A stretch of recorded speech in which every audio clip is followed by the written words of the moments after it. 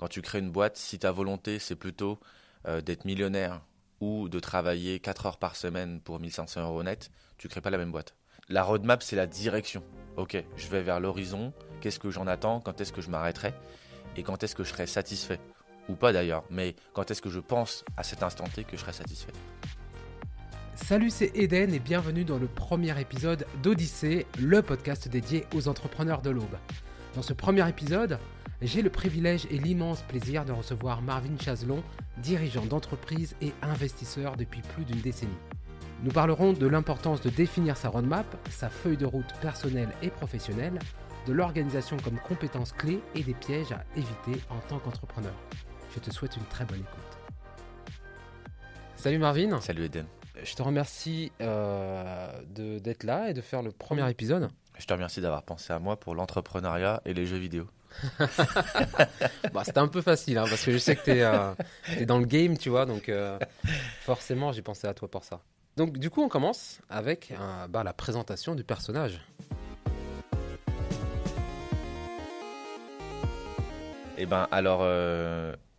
Pour présenter rapidement, donc effectivement, vu que c'est le sujet, je suis dirigeant d'entreprise.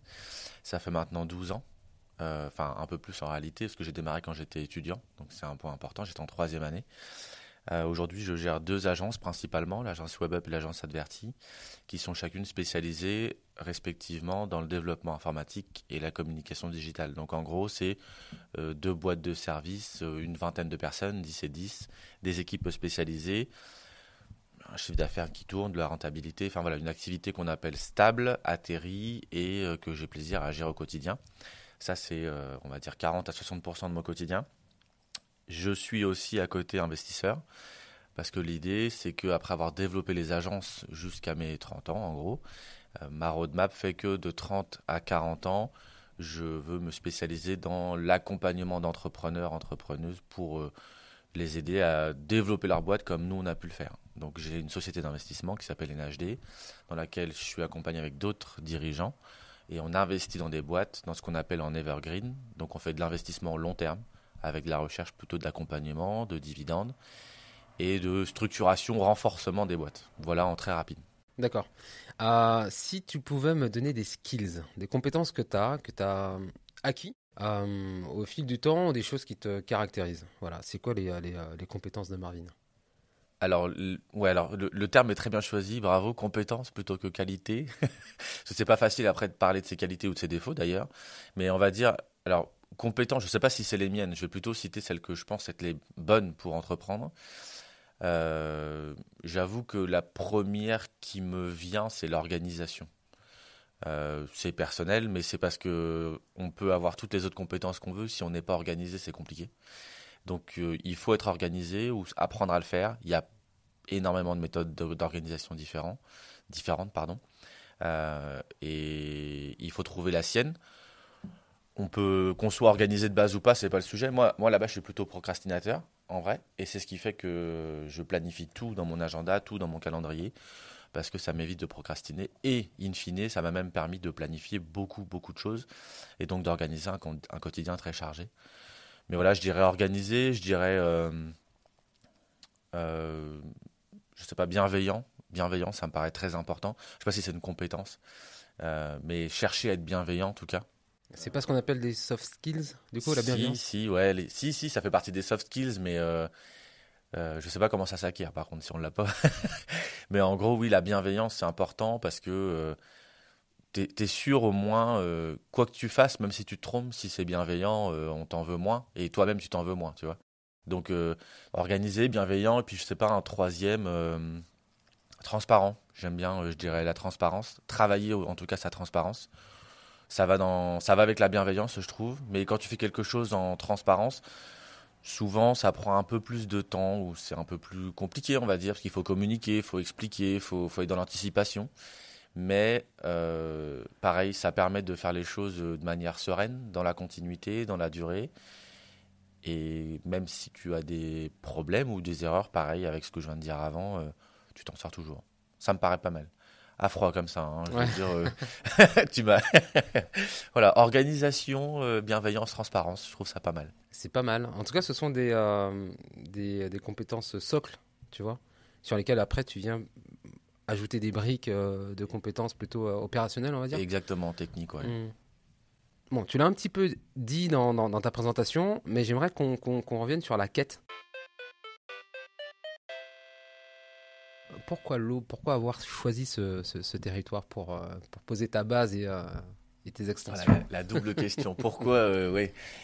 Alors, oui, j'ai utilisé le mot-clé, c'est la roadmap. Et dès que je m'associe avec quelqu'un ou dès que j'investis dans une entreprise, c'est la première question qu'on se pose et qu'on écrit même, c'est quelle est la roadmap personnelle de la personne pour pouvoir ensuite fitter avec la pro. On fait une pause. Roadmap, feuille de route, donc c'est roadmap stratégique. Voilà, c'est où est-ce qu'on veut être dans 3 ans, c'est quoi les objectifs qu'on se fixe et tout ça. C'est ça. Est-ce que, je rebondis parce que ça peut être assez intéressant en tout cas pour les gens qui vont nous écouter. Pourquoi est-ce que c'est important de définir une roadmap? D'ailleurs, est-ce que c'est important de le faire et pourquoi ça l'est? Pour moi, c'est même plus qu'important, c'est indispensable.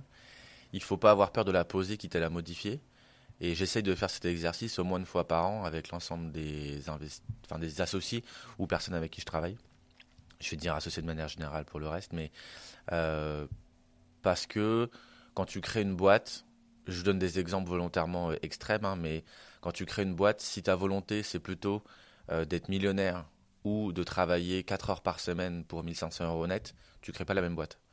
Et tu ne l'imagines pas pareil et tu ne prends pas les mêmes décisions.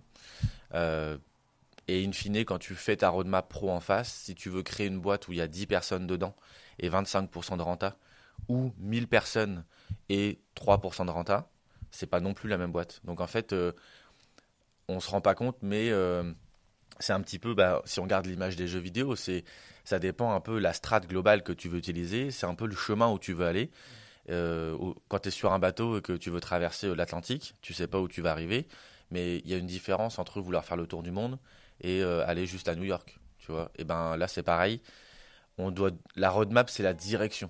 Ok, je vais vers l'horizon, qu'est-ce que j'en attends, quand est-ce que je m'arrêterai et quand est-ce que je serai satisfait, ou pas d'ailleurs, mais quand est-ce que je pense à cet instant T que je serai satisfait. Ça c'est pour la roadmap.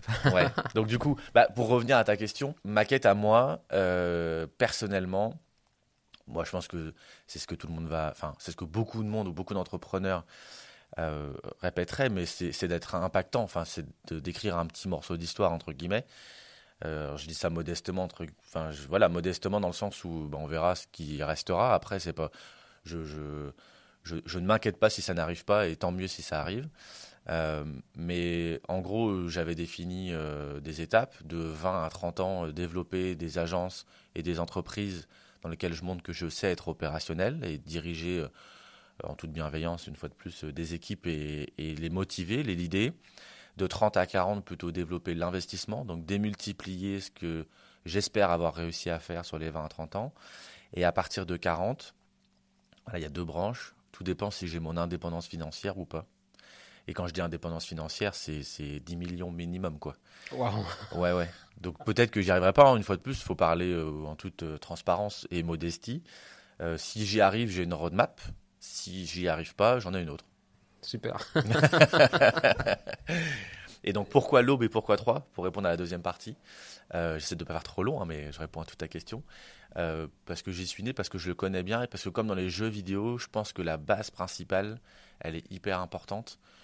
Moi, je kiffe 3, j'ai toujours vécu là, je suis né ici, j'ai fait toutes mes études ici, j'ai pas beaucoup bougé. Je pense qu'au début, c'est le côté un peu casanier, on va pas se mentir. Et j'ai essayé d'y trouver une opportunité. J'espère que je ne me cache pas la vérité et que ce que j'y vois est vrai, je pense. Mais quand tu connais bien ton territoire, ton marché, que tu travailles en local, que tu es dans la durabilité, en fait, des relations et des échanges. Aujourd'hui, les gens, ils me connaissent. Les premiers réseaux dans lesquels je suis rentré il y a 13 ans, j'y suis toujours ou je les ai aidés jusqu'au bout de leur existence. Donc quand on vient me chercher, on sait que c'est pour le long terme et que je ne m'engage pas si ce n'est pas pour le long terme. Je passe pas comme ça, je viens pas juste me servir ou autre. Ce que je le fais dans la durée, je le fais pour vraiment investir. Et donc, ça établit une relation de confiance. Et en gros, la confiance, c'est la base de tout pour ces travaux-là. Clairement. Voilà. Ok, cool. Écoute, c'est une roadmap assez claire. C'est ce qu'on me dit souvent, oui. Ouais. Un peu trop. C'est assez robotique, mais bon, ça fait partie de la vie. Chacun fonctionne différemment. Mais j'ai pareil dans le perso, du coup. Ah ouais. Oui. Euh, Pourquoi agir en décades comme ça, tu vois, 20-30, 30-40? Bah, ça, c'est pour l'explication. En vrai, j'ai débordé à gauche, à droite. Ouais. Tu vois, l'investissement, au lieu de le faire à 30, j'ai débordé vers 31, 32. Les agences, j'ai commencé en fait, j'avais 19, mais c'est pour donner les grandes idées. Pareil, je te parlais de la vie perso. Voilà, je m'étais dit, tiens, j'ai été posé 10 ans, je vais me focaliser pendant 10 ans à ne pas être posé pour pouvoir bosser comme un dingue. Bon, au final, ça a duré 8. Enfin, voilà, après, mais dans les grandes lignes, ça ressemble à ça. J'essaie à la base, si je m'écoutais, je respecterais à la minute près, hein. Mais les relations humaines font qu'il faut être un peu plus souple. Ah oui, c'est sûr. Ouais, c'est sûr. Faut collaborer aussi avec les autres personnes, tu vois. Ce serait intéressant d'arriver sur les pièges. Euh, Quand tu joues à Mario, bah, tu as plein de pièges, tu as des ennemis, tu as des trous, voilà, jeu de plateforme quoi. Euh, Si on revient à l'entrepreneuriat, quels sont les pièges que tu as identifiés, à éviter par exemple, que tu pourrais aussi bah, voilà, transmettre et dire attention, voilà, warning, il y a un trou. Euh, J'en ai beaucoup qui me viennent. Je vais essayer de synthétiser. Le premier déjà qui me vient, c'est bah, tout ce qu'on est en train de faire. Attention à pas écouter tous les conseils. Il faut faire le tri, il faut écouter, il faut partager. Mais tout le monde a une bonne idée, tout le monde a un bon conseil, tout le monde a une vision. C'est hyper important d'écouter. La coachabilité, on en parle souvent, mais il faut faire le tri.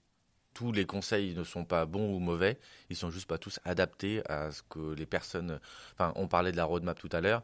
Il y a des conseils qui sont bons ou mauvais selon ta roadmap perso. Si ton objectif c'est de travailler 4 heures par semaine, le conseil n'est pas bon de te dire non mais vas-y, faut que tu embauches 20 personnes l'année prochaine pour développer ton produit parce qu'en fait ça correspond pas à tes envies. Donc déjà de faire le tri dans les conseils et de les adapter à sa propre roadmap, on y revient. Le deuxième, et ça bah, du coup je peux me permettre de le dire avec ce que je viens de dire juste avant, mais dans mon monde de la jouer solo, dans les jeux vidéo, il y a des jeux où tu joues tout seul en PvE dans ton coin. Tant mieux pour ceux à qui ça plaît. Moi, pour le coup, ça n'a jamais été le cas. J'ai toujours été dans le PvP. Alors là, pour ceux qui connaissent pas, PvP, c'est joueur contre joueur, hein, compétitif. Mais sans être, ça veut pas dire que je veux taper sur tous mes confrères ou concurrents, c'est pas le sujet, loin de là. Mais à l'inverse de jouer en coopératif, hyper important. Euh, je connais beaucoup plus. Alors ça va être une stat comme ça. Faut y gommer tous les biais qu'il peut y avoir, mais je connais beaucoup plus de boîtes qui n'ont pas abouti ou qui n'ont pas continué parce que la personne était seule que de boîtes qui se sont arrêtées parce que des associés se sont embrouillés.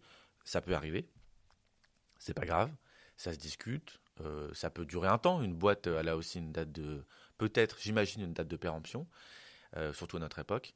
Mais en réalité, de se dire je vais rester solo parce que c'est compliqué de gérer avec des associés, ça prend du temps, etc. C'est rien à côté de gérer une équipe, des salariés et autres. Donc en fin de compte, c'est un faux problème. Et je pense que d'être en équipe dès l'association et dès la création de la boîte, c'est une force de ouf. Donc ouais, les deux premiers, je dirais ça. Trier les conseils et ne pas la jouer solo. Plutôt coop. Et les jeux vidéo auxquels je joue, c'est exactement ça. Ouais, bah t'as ton mage, t'as ton guerrier, t'as ta Exactement. guérisseuse, C'est ça. et t'as Et ton puis orc. et puis tu t'embrouilles avec tes potes, et puis ça se passe bien, en fait, tu passes un bon moment, mais c'est de la coop, et puis il y en a un qui fait un truc, un autre qui fait autre chose, mais tu passes un bon moment, tu es à plusieurs, tu renouvelles l'expérience, et puis au pire, le jeu, tu peux même le recommencer plusieurs fois, il sera jamais pareil, quoi. Oui, oui, et c'est la notion de complémentarité aussi. Voilà, tu vas aller chercher les compétences chez les autres que tu n'as pas, en fait, toi-même. Et ça permet aussi de diviser la charge, peut-être la pression aussi, quoi, tu vois, de pas être tout seul. En tout cas, voilà, c'était les recommandations. On va passer au power-up. Alors, les power-up, c'est qu'est-ce qui peut aider, genre des tips, des astuces, des choses que tu peux faire pour t'aider justement à devenir meilleur dans ce que tu fais. Tu vois, tu parlais de, bon, voilà, de compétences socles comme l'organisation. Qu'est-ce que toi, tu as acquis tout au long de ton expérience d'entrepreneur euh, et qui t'ont aidé, en fait, tu vois, à être meilleur? Ok, je vais essayer de faire la synthèse pareil en deux ou trois points, hein. Je vais quand même revenir sur le premier, la surorganisation. Je pense qu'il faut mieux être surorganisé qu'un tout petit peu pas assez. Et moi, de base, je pense pas l'être, mais je conseille vraiment à tout le monde d'essayer de se surorganiser par rapport à soi-même. Faut y aller comme un dingue, enfin vraiment. Moi, je suis dans l'excès où effectivement chaque chose est planifiée, chaque tâche, chaque sujet. Il y a un monde avant d'en arriver là, mais je pense que c'est vraiment un minimum. Et tous les dirigeants d'entreprise que je peux accompagner ou que je rencontre, pour moi, ça commence par là. On en parlait en rigolant juste avant, mais je suis jamais au téléphone, c'est pas pour rien. Je me laisse pas déranger par le téléphone, par exemple. Donc dans le Power Up, je fais un petit pari là devant toi. Je l'ai déjà dit oralement à plein de monde, mais là, ça va être enregistré. Je pense que dans 10 ans, plus personne ne répondra au téléphone. Et je leur souhaite. Pour moi, le téléphone, c'est censé être juste pour l'urgence. Et 80% des appels qu'on a, c'est pas une urgence. Ou alors, c'est un rendez-vous, c'est une visio, quoi. Donc, le power-up, c'est couper votre téléphone.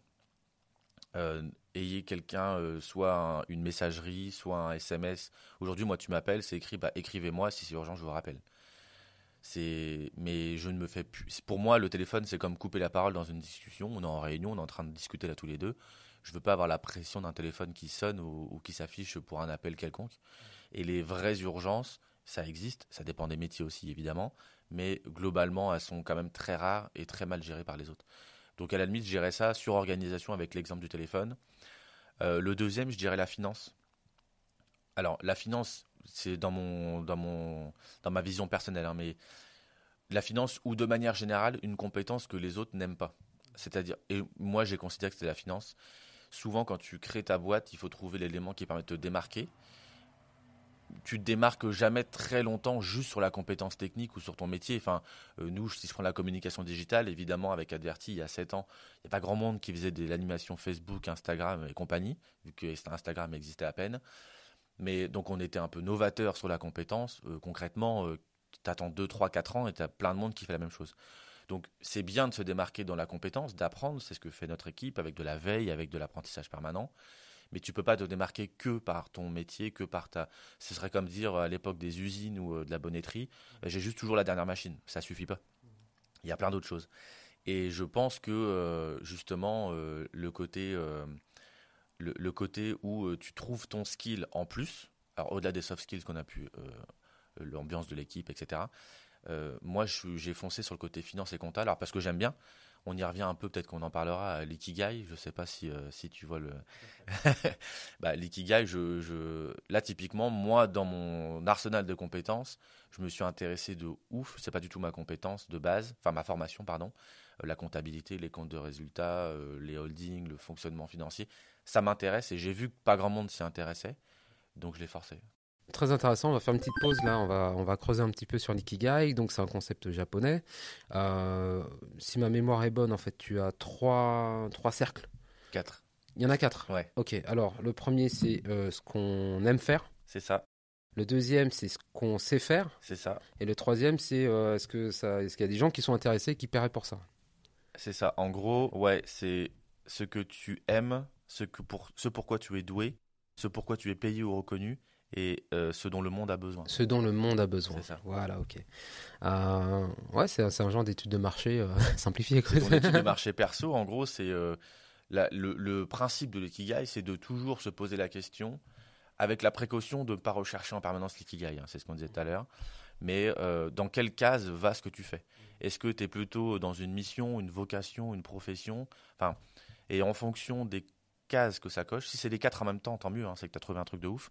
T'es doué, ça te plaît, t'es payé pour et ça sert à tout le monde, c'est ouf. Hein. Mais en règle générale, c'est plutôt quelles sont les activités professionnelles et personnelles que tu cumules et qui te permettent de combler tout ce truc-là. Aujourd'hui, moi, perso, à 80% de mon quotidien, je suis dans mon ikigai, donc je suis content. Et je considère que il faut accepter que tu aies 30% de ton quotidien qui puisse un peu saouler, c'est pas grave.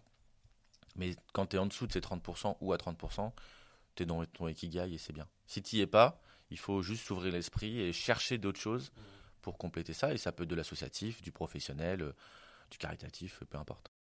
Ok, top. J'aimerais revenir sur... tu as dit que tu as commencé à 19 ans, c'est hyper jeune pour entreprendre.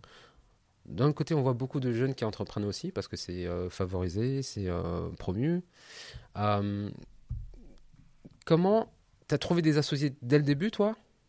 pour t'accompagner, des gens peut-être un peu plus matures, qui étaient déjà dans l'entrepreneuriat et qui pouvaient peut-être, tu sais, des sensei, quoi, tu vois, des maîtres Jedi. Je te reconnais. Toi, tu étais en mode padawan, quoi, tu vois. Ouais, je vais essayer de te faire rapide aussi, hein, et synthétique. Déjà, en fait, je voulais même créer à 17 ans, je voulais que mes parents m'émancipent et tout pour que je crée une boîte. Enfin, bref. Mais à l'époque, il n'y avait pas étudiant entrepreneur, c'était le bordel. Enfin, j'étais un peu dingue quand même quand je me regarde maintenant. Parce que la volonté première, elle est toute bête, c'est je voulais être riche. Je voulais être indépendant financièrement. Enfin, voilà. Bon, c'est resté, je parle plus d'indépendance financière aujourd'hui, d'indépendance financière que de richesse. Mais c'était la première idée, on va pas se mentir. Parce que je voulais pas avoir de patron, je voulais pas qu'on me donne d'ordre et je voulais être tranquille et faire ce que je veux de mon argent et in fine pouvoir travailler le moins possible. C'était ça à la fin, tu vois. Mais bon, bref. Assez vite, il fallait que je paye mes études. J'ai fait un emprunt, moi, pour payer toutes mes études. Je voulais pas que mes parents payent. Et de toute façon, je pense qu'ils n'auraient pas pu. Donc, j'avais 26 000 euros d'emprunt avant même de commencer à toucher mon premier salaire. Et en gros, dans mes rêves les plus fous, je voulais payer direct mon école en sortant d'études. Bon, c'est pas arrivé, mais au moins ça fixe un objectif. Donc c'est ça la première motivation de pourquoi créer. Ensuite, pourquoi s'associer. En réalité, j'avais pas trop le choix. C'est-à-dire que je ne pouvais pas, je me sentais pas de lancer ce que je voulais et d'y arriver tout seul. J'ai eu des opportunités, que ce soit les camarades de classe ou un de mes associés qui est toujours avec moi, Fred, du coup, qui était mon prof de création d'entreprise. J'ai vu une opportunité en me disant, il va me permettre d'aller plus vite et je pense qu'on peut partager un truc. Donc au début, c'était une vision assez vénale, entre guillemets. Et je le précise parce que cette vision a évolué et qu'aujourd'hui, je ne me verrais pas faire autrement. C'est-à-dire qu'à l'époque où je me disais, bon, au pire, je commence avec des associés, je finirai tout seul, concrètement. Aujourd'hui, c'est pas du tout l'idée. C'est comment, à chaque fois que j'ai un projet ou une idée ou que quelqu'un vient me voir, c'est comment je peux y associer des personnes et faire en sorte de les garder le plus longtemps possible motivés et impliqués dans le projet. Ok, ok. Et pour le coup, en fait, c'est des gens que... Comment tu leur vends le projet, justement? Tu parles de motivation, d'implication. Bah, il faut que le projet, il leur parle énormément pour que eux-mêmes le ressentent, tu vois, et qu'ils soient sur la durée, bah, toujours avec toi, quoi. Toujours aussi motivés qu'au premier jour. Donc, comment tu fais C'est pas ça? facile. Je pense même qu'il y en a certains qui, j'espère, nous écouteront et se diront bah, on n'a pas toujours réussi en fin de compte, hein, mais c'est vraiment très difficile. Mais on en revient à la roadmap pour moi. Si ça colle à leur roadmap personnelle, je sais pas, je veux gagner 4 000 euros et pouvoir mettre ma famille à l'abri avec une grosse maison à 500 000, ou je veux travailler 6 mois dans l'année sur une île et puis 6 mois dans l'année à 3. Enfin, si ça permet de cocher les cases de l'envie perso, en général, le reste suit. Après, pour la motivation des personnes, je suis quand même moi dans une démarche aujourd'hui où je sélectionne les projets où c'est pas moi le moteur de la motivation. Je suis l'huile dans les rouages, j'essaye en tout cas. Je suis le mécano qui va aider, mais je peux plus. Enfin, j'ai trop d'activités entre guillemets pour être le moteur principal. C'est pas l'idée. Donc souvent ils viennent me voir, j'évalue avec eux leur capacité à porter, à l'idée, à être motivé. Pour mettre des chiffres en face de ça, hein, quand j'investis dans un projet, on prend 10 à 15% des parts. C'est-à-dire que les personnes avec qui on est ont 6 à 9 fois plus d'intérêt que nous à ce qu'il y ait du résultat dans la boîte. Et ça, déjà, c'est un élément de motivation. Donc, le fait d'être un élément qui facilite le fonctionnement du moteur et d'avoir une roadmap pro et perso qui fit, je trouve que c'est déjà une bonne base. Il y a plein d'autres choses, mais voilà, pour faire synthétique, ça me paraît le mieux. Est-ce que ça a été facile pour toi d'entreprendre à trois? Est-ce que tu as à un moment donné dû pousser des portes, genre CCI, etc., etc. Moi, je sais que tu es dans des Rotary Club, BNI, etc. Donc, est-ce que selon toi, il y a un bon... Alors, je dis trois extensions, hein, tu vois. Trois et agglomération, voire dans l'Aube, hein, je ne sais pas jusqu'où tu vas.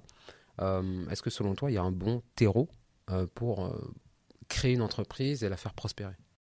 Oui, j'espère que c'est pas, comme je disais tout à l'heure, le scope de ma vision ou ce que je veux en voir, mais en tout cas mon analyse. Pour moi, c'est un petit peu comme la Silicon Valley, là. Bon, c'est plus forcément une image très écologique aujourd'hui, malheureusement. Mais en gros, la Silicon Valley, c'est quand même un lieu dans un désert. Je ne vais pas parler du côté climatique, mais en tout cas un désert où il n'y avait rien. Et donc on a créé des choses là où il n'y avait rien parce que on avait des opportunités. Et moi, je suis plus de ce monde-là où je trouve ça plus facile d'entreprendre dans un territoire. Tu as parlé de terreau, pour moi, c'est exactement ça.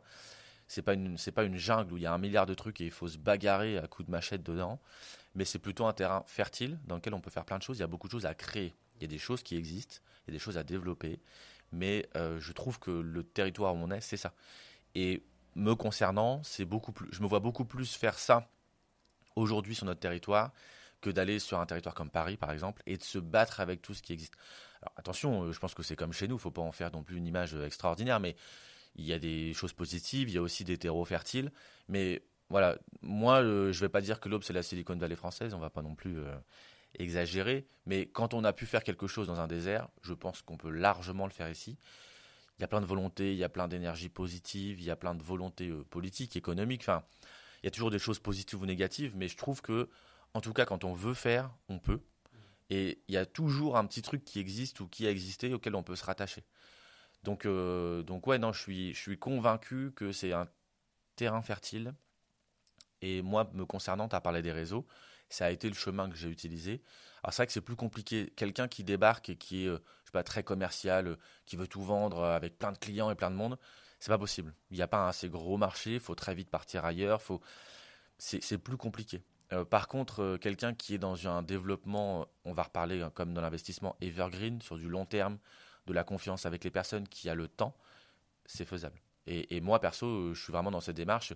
Oui, si tu veux lancer une startup et espérer qu'en 6 mois, elle soit rentable avec 1 million d'utilisateurs, c'est pas possible vu qu'on est 300 000 habitants, enfin 400 000, pardon. Mais par contre, si tu veux un truc qui sur 10 ans, à la fin, on te dit ah, il a apporté au territoire, c'est bien, ça fait travailler des gens, c'est durable, bah ici, c'est possible. Donc il faut aussi que la roadmap pro colle au territoire. Ah, carrément. Bah, ça, c'est l'environnement, hein. Il faut s'adapter à la carte de jeu sur laquelle on joue. Je veux dire, souvent, justement, en fonction des ambitions des personnes que je rencontre, j'essaie de faire fit leur projet avec le projet local. On parle souvent de patience ou impatience des entrepreneurs. Bah, ça m'arrive 80% du temps de plutôt leur demander de faire preuve de patience. Et si tu n'es pas patient, bah, trouve un autre projet, complète avec autre chose, mais il va falloir laisser le temps au projet de vivre. On ne peut pas débarquer à 3 et vouloir tout faire en 6 mois en révolutionnant le game. Il y en a qui ont essayé, mais soit tu te brûles les ailes, soit bah, tu as un time to market qui te paraît pas bon parce qu'en fin de compte, le public ne répond pas. Enfin, il faut organiser effectivement sa roadmap pro et perso par rapport à l'environnement. Et il y a plein d'imbrications et d'implications relatives à ça. Ouais. Ok, ok, cool. Tu disais qu'il fallait pas donner de conseils, enfin, il fallait pas écouter tous les conseils. Euh, Aujourd'hui, quel conseil tu donnerais à quelqu'un qui veut se lancer, qui a une idée, tu vois, et qui dit, bah, tiens, j'ai envie que cette idée devienne un projet. Quel conseil tu peux lui donner pour donner vie justement à ce projet entrepreneurial? Ah, il y en aurait beaucoup, hein, mais avec ce qu'on vient de dire, je pense que le plus cohérent, et c'est simplement parce qu'on le dispense assez souvent là, aux projets et personnes qu'on rencontre, euh, c'est d'essayer d'avoir un projet assez vite, équilibré, financièrement, charge de travail, etc., enfin de manière globale. Moi, je conseille beaucoup plus, alors, de par le territoire, de par tout ce qu'on a dit, hein, mais les startups qui lèvent des millions et qui essaient d'être rentables au bout d'X années, c'est bien, ça doit exister, ça existe, mais c'est compliqué de faire ça chez nous. Ou alors, il faut partir à Paris, New York, je sais pas où. Par contre, d'avoir une entreprise qui est sécure assez vite, on en revient aux jeux vidéo, hein. Moi, j'aime beaucoup la base de données, la base d'attaque où tu as tes tours, tu as tes murs, c'est bien posé, tu es tranquille, tu as ta caserne qui produit. Et après, tu commences à aller voir ailleurs et à grandir. Plutôt que d'être en full expand et partir dans tous les sens et de rusher le game partout et de prendre toute la map. De base, je suis pas trop comme ça. Et en plus, je trouve que nous, notre territoire est du coup, enfin, va plus dans ce sens-là. Souvent, je recommande quand ils viennent nous voir d'avoir une version de leur business plan où ils sont rentables et à l'équilibre le plus tôt possible pour pouvoir tester un maximum d'idées et d'opportunités. Ça veut dire quoi? Ça veut dire que quelqu'un qui crée son entreprise, ils sont deux ou trois. Souvent, je pose toujours la même question. Combien d'argent il vous faut pour survivre? On parle bien de survie, mais au moins survivre. Pendant combien de temps? Et plus ils peuvent me dire, je suis capable de tenir 3 ans avec tant d'euros et la boîte là, elle tourne, quel que soit ce que j'essaye, plus nous, on sent que c'est possible parce que tu vas tester 1, 2, 3, 4, 5, 10 business models, 10 idées différentes. et multiplier les opportunités jusqu'à ce que tu trouves la bonne. Pour moi, c'est c'est la meilleure strate aujourd'hui pour durer sans se cramer les ailes et sans se dire j'avais une super idée, mais j'ai testé 2 business models et en fait c'était le 3e. En fait, débrouille-toi dès le début pour pouvoir en tester 10 le plus longtemps possible. Et à un moment donné, tu trouveras le bon, c'est sûr, ou tu pivoteras, c'est pas grave, mais se laisser le plus de chances de trouver des opportunités. Ok, donc c'est avoir l'esprit ouvert quelque part, tu vois. C'est se dire, tiens, moi j'ai ce core business-là, on va dire, et en fonction de comment est-ce que ça s'apprend, comment est-ce que les gens le reçoivent, comment est-ce qu'ils le perçoivent aussi en termes de valeur ajoutée. Là, du coup, je saisis ces opportunités et il y en a une qui va révéler un business model. Et c'est celui-là que je vais choisir pour développer mon activité. Par exemple. Ok. Par exemple. C'est tester plusieurs business models, plusieurs produits, mais c'est au moins, pour moi, la strate je teste un truc comme un dingue à fond parce que c'est the idée, the projet et j'ai trouvé the vertical qui va aller bien. Ok, allez-y, mais comme il n'y en a que 1 sur 1000 qui va fonctionner dans ce que je viens de dire, c'est un peu chiant de se dire à chaque fois je vais être le 1 sur 1000 qui va faire, tu vois. Je pense qu'il faut arrêter ça. On a quand même mine de rien besoin de personnes qui gèrent des boîtes aujourd'hui. On a un certain nombre de nos dirigeants et dirigeantes d'entreprise qui ont un certain âge. Il va y avoir beaucoup de reprises d'entreprise. On manque de dirigeants.